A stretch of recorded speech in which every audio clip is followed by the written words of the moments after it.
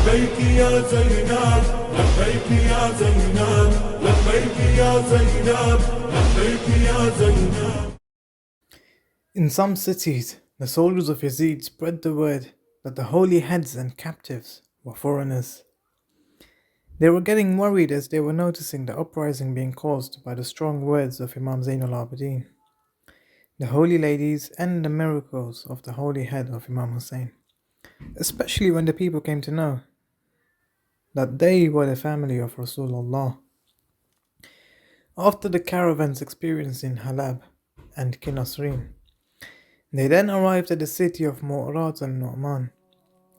The people living in the city served the soldiers lots of food and drink, and they spent the night there getting some rest. How could Imam Zain al Abidin rest? The chains were burning and digging into his skin. How could the children rest? They were so thirsty, but whenever they asked for water, the soldiers spilled it in front of them and laughed. How could the women rest when they had no outer covering to protect them from the gaze of the men?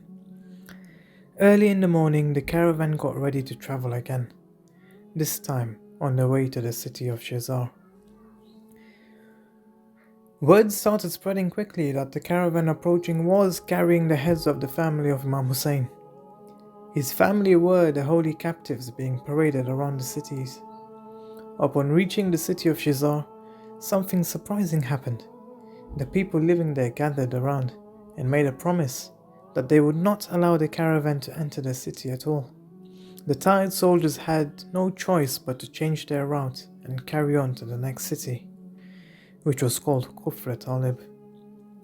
The same thing happened there. The people would not allow them in the city, and when the soldiers leading the caravan asked for water, the people of the city said, "We're sorry, we won't give you water because you killed Imam Hussein and his family whilst they were thirsty." The soldiers were shocked that the people of Kufr Talib had the courage to say that. Years later, when Imam Zain al Abidin was asked about this long journey, he would say, They made me ride on a camel without a saddle, and they put my father's head on a spear. The women behind us were on unsaddled mules. Soldiers holding spears would hit any one of us when we cried. Imagine how hard it must have been for the Imam to bear, seeing his beloved father head on the spear. The pain of Karbala was still fresh. Those agonizing memories returned, where the Imam witnessed the murder of his father, the ladies and children of his household being mistreated by merciless men, and the belongings being looted. They then moved on to the city of Sibur. Here, Imam Zain al Abidin recited many lines of poetry to let the people know who they were and the hardships they had faced. One famous line he said was, The Holy Prophet's progeny are mounted on unsaddled camels. Hearing this, the youth's blood began to boil. An old man who was a supporter of Uthman gathered the men of Sibur and shouted out loud, Beware! Do not go against the caravan like the other cities. Let them pass through. The youth of Sibur did not listen to this message, and they broke the bridge that was the main entrance to the city. They gathered their swords and got ready for battle. Many people were killed from both sides as they battled. Kulthum prayed to Allah for the youths of the city and said, O Allah, increase their sustenance and keep them safe from the oppressors. The soldiers hurried the holy captives out of Sibur as fast as possible and headed for the city of Hamat. They were met with the same response from the people of Hamat and were not allowed to enter their city too. Getting tired of being rejected entry into most cities, they tried their luck with the city of Homs. There too they were rejected, and some of the members of the caravan were pelted with rocks and even killed in Homs. The caravan, trying the last option, entered through one of the gates east of the city. However, the governor of Homs ordered the gates to be closed, and the caravan was told, "There is no disbelief after belief, and no misguidance after guidance."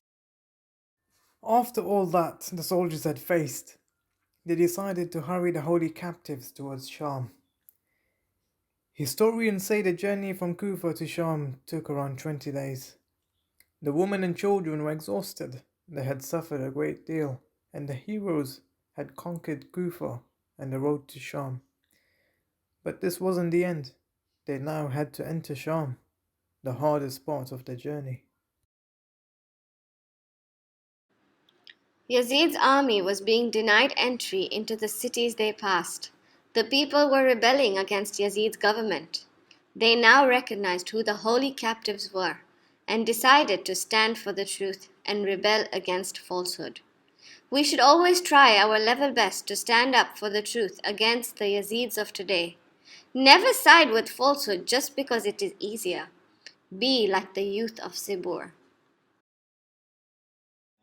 زينب تقل للسجاد عمه يا بعد عيني خلي تساعد على اللوح بالوله وتواسي زينب تقل للسجاد عمه يا بعد عيني خلني تساعد على اللوح بالوله وتواسي أنا أبكي على حالك وأنت أبكي على أحبابك يا عمه بعد هيهات ما يلفون غيابك نوح بهالمصيبة وياك وابكي وياك المصابة ما ذيك الحزن والهم وهم العالي ما ذي